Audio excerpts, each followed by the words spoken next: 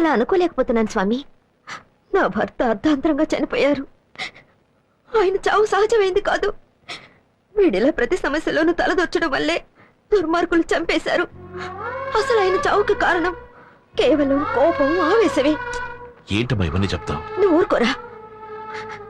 ఏ ఆవేశం, కోపం మా ఆయన్ని చంపేశాయో అదే ఆవేశం, కోపం వీడికి కూడా వచ్చేసాయి స్వామి.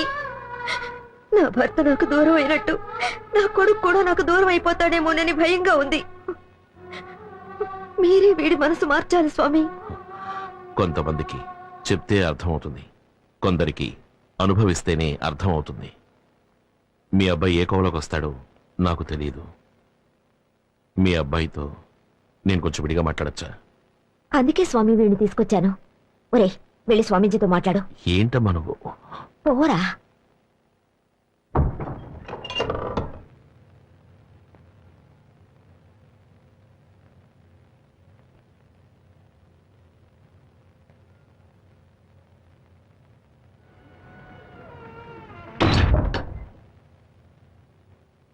ఎందుకు బాబు మీ అమ్మగారిని ఇబ్బంది పెడతావు?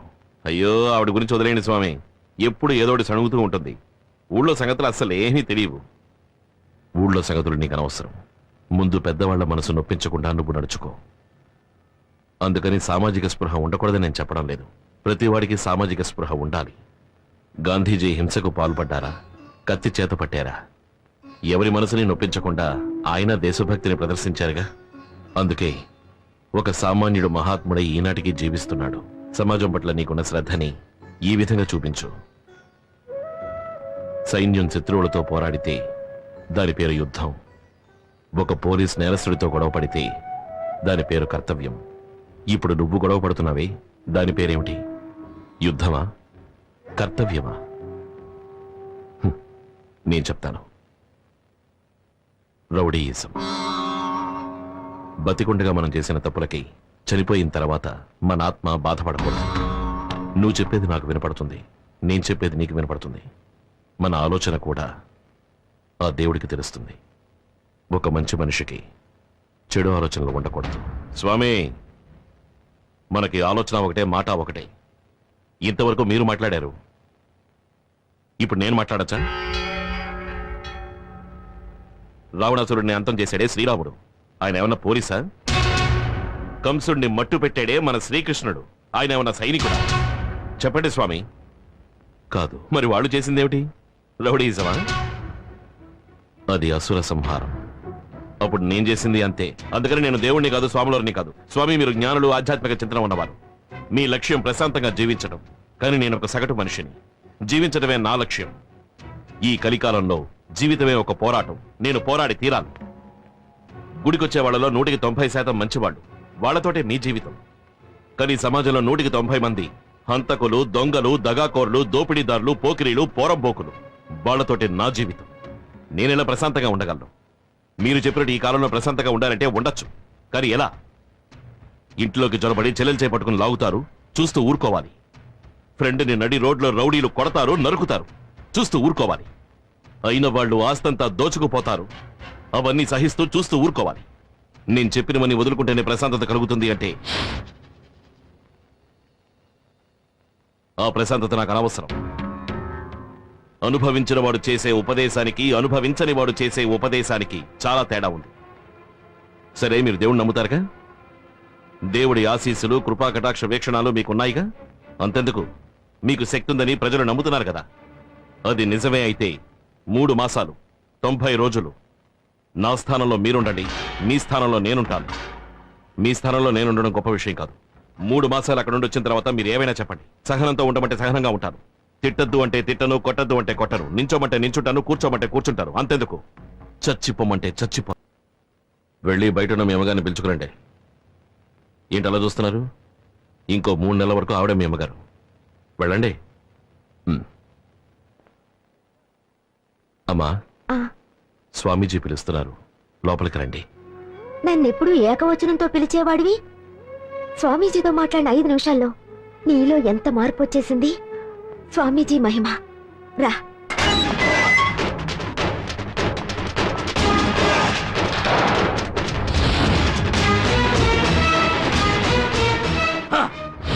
నేను రిలీజ్ అయింది రిలాక్స్ కోసం కాదురా, రివెంజ్ కోసం.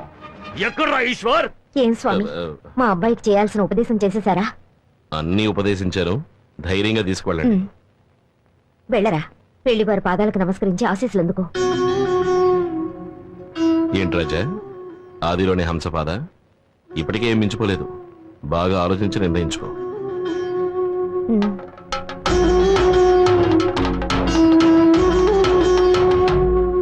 సార్ మూడోసారి గెలిచారు కదా, మీ నియోజకవర్గ ప్రజలకు ఏం చేయబోతున్నారు? వచ్చే ఎలక్షన్లో నాకు సీట్ రావాలి, మళ్ళీ నే ఎమ్మెల్యేనవ్వాలి. అప్పుడు ఆ ఈశ్వరుడికి నేనే శనీశ్వరుణ్ణి. ఎలక్షన్లైన మరుక్షణం ఆ ఈశ్వర్ని నేనే నా చేతులతో అడ్డంగా నరికేయాలి. అదేరా నాకు నిజమైన గెలుపు. నా నియోజకవర్గ ప్రజలకి నేను ముఖ్యమైన వాగ్దానం చేశాను, వెంటనే దాన్ని నెరవేర్చాలి. రేయ్, ఊరికి బయలుదేరండ్రా. నా వల్ల నీలో మార్పు వస్తుందో రాదు, ఈ సమాజం నీలో మార్పు తెస్తుంది.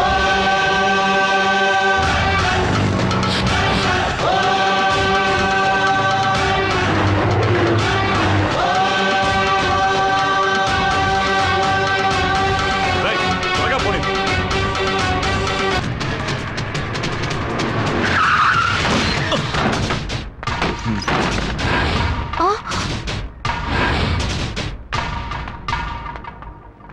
ఈశ్వర్ ఎక్కడున్నాడు? రాలేదు. నీ మొగుడేడే? ఎన్నికలు అవగానే వెళ్ళిపోయారు. ఎక్కడికి వెళ్ళారో ఏమయ్యారో నాకు తెలీదు. ఎక్కడున్నాడే ఈశ్వర్? టమాటా ఎంతమ్మా? 30 రూపాయలమ్మా. అరటికాయలు ఇవ్వండి. 25 రూపాయలే కదా. అంతేమ్మా, దొరకడం లేదు.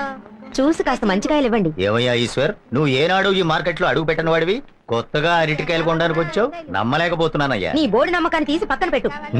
ఇప్పుడే మా అబ్బాయి మారి నా మాట వింటున్నాడు. నువ్వు వాడిని బాగుపడినిచ్చేలా లేవే. కాసిన పచ్చిమిరపకాయలు ఇవ్వు.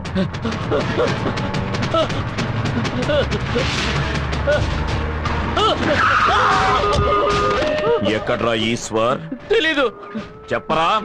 నాకు తెలీదు. చెప్తావా లేదా? నిజమే చెప్తున్నా, నాకు తెలీదు. చెప్పేదాకా కొట్టండి.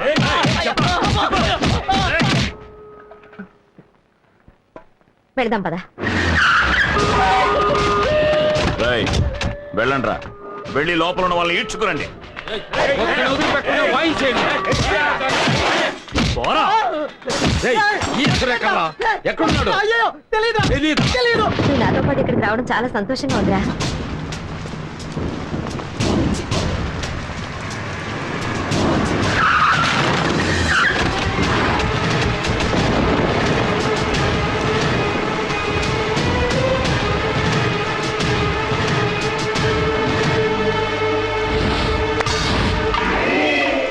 పోటుగాడిని ఇక్కడికి లాక్కురండి.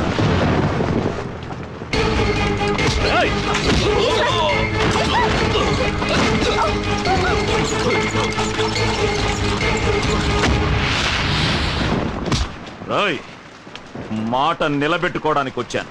ఇప్పుడు ఏం చేస్తావో చూస్తాను. రేయ్, వీణ్ణి చంపి పాతేయండి.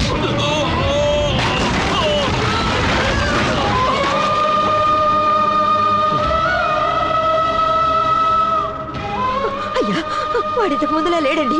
వాడు మారాడండి. వాడిని వదిలేయండి. వాడిని వదిలేయండి బాబు. వాడిని వదిలేసేయండి.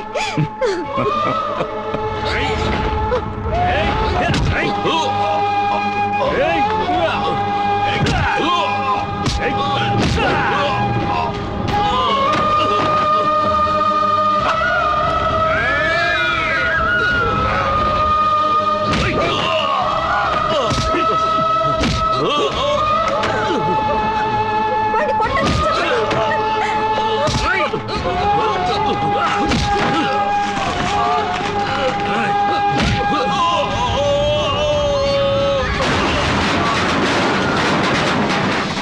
చూడండి అయ్యా, నా కొడుకు తన్నులు తినేవాడా? వాడు వాళ్ళ చేతుల్లో ఎలా తన్నులు తింటున్నాడో చూడండి. ఇప్పటికైనా నమ్మండి, వాడు మారాడండి. వాడు మారిపోయాడండి. వాడిని వదిలేయండి. వాడిని వదిలేసేయండి. చెప్పండి.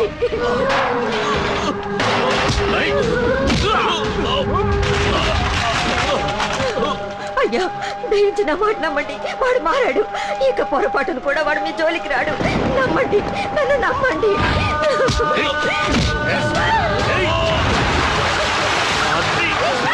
అయ్యో మీకు చేతులు ఎత్తి దండం పెడతాను, వాడు వదిలేయండి. వదిలేయమని చెప్పండి అయ్యా.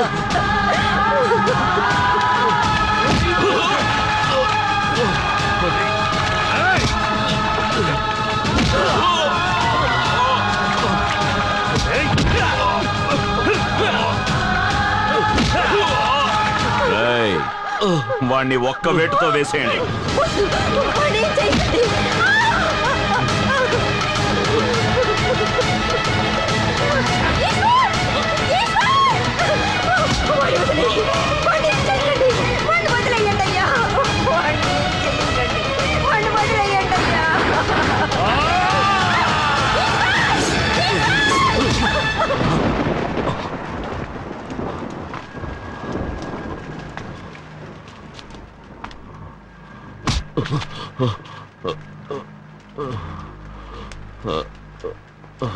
ఇంతకు మించి వీణ్ణి కొడితే చచ్చిన పామును కొట్టినట్టే, మనకే అసహ్యం.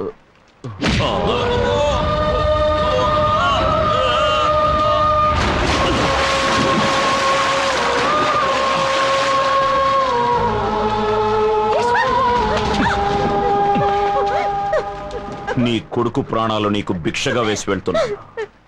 ఇక మళ్ళీ వాడు నా జోలికొచ్చాడో నీ కొరివి పెట్టడానికి నీకు కొడుకుండడు.